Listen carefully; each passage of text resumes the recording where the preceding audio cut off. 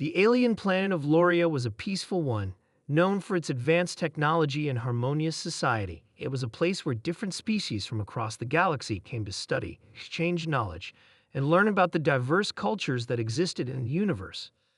The Galactic Academy of Loria welcomed students from hundreds of planets, each with its unique history and customs. Among the students was a group of young aliens, all eager to learn about the different races in the galaxy. These students were studying in the prestigious Universal History program, which covered the rise and fall of countless civilizations, the wonders of technological advancements, and the philosophical evolution of beings across the stars. Their teachers, renowned scholars from various species, ensured that they gained a broad understanding of galactic history, both the light and the dark. One day, the class was assigned to study the human race. At first, they were excited. Humanity had always been a subject of fascination for the intergalactic community. They had built incredible cities, explored distant planets, and even developed artificial intelligence. They were a race that had come a long way, and the students were curious to learn about them in depth. The professor, a wise and gentle creature named Elbar, began the lesson with enthusiasm. "Humans are an interesting species," he said, his voice calm yet filled with excitement. "They are relatively young compared to other civilizations, but they have made remarkable advancements in a short period." The students listened attentively as Elbar spoke about humanity's technological achievements. They were amazed at how humans had mastered space travel, developed powerful energy sources, and created machines capable of incredible feats. The classroom was filled with awe and admiration for the human race. However, Elbar's tone changed when he began to delve into the darker aspects of human history. But, he continued, "Humans have also committed terrible acts that have left scars on their world and the galaxy." The students shifted uneasily in their seats. They had heard rumors about humanity's violent nature, but they had never expected to learn such horrifying details in their class.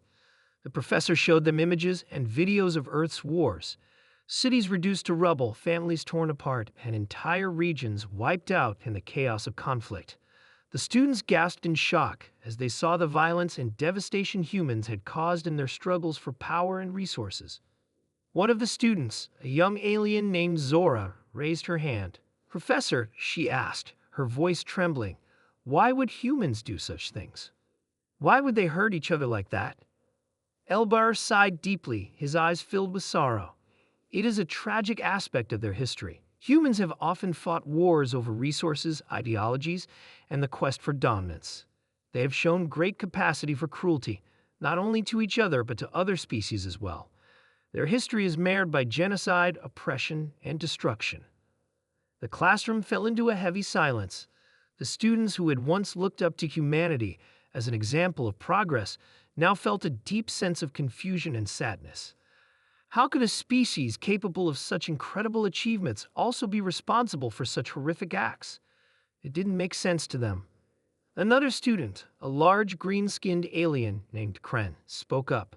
"But surely not all humans are like this. There must be those who stood against these atrocities." Elbar nodded solemnly. "Yes, there were individuals and movements that fought to end the violence, but the scars of those wars remain.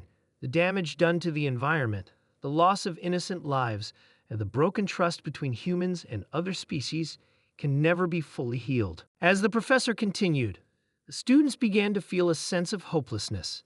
They had always believed that a race capable of such technological advancements must also be capable of great compassion and understanding. But the more they learned, the more they realized that humanity's potential for good was often overshadowed by their darker impulses. The final blow came when Elbar showed the students footage of humanity's treatment of other species, particularly during the era when they had first begun exploring the galaxy.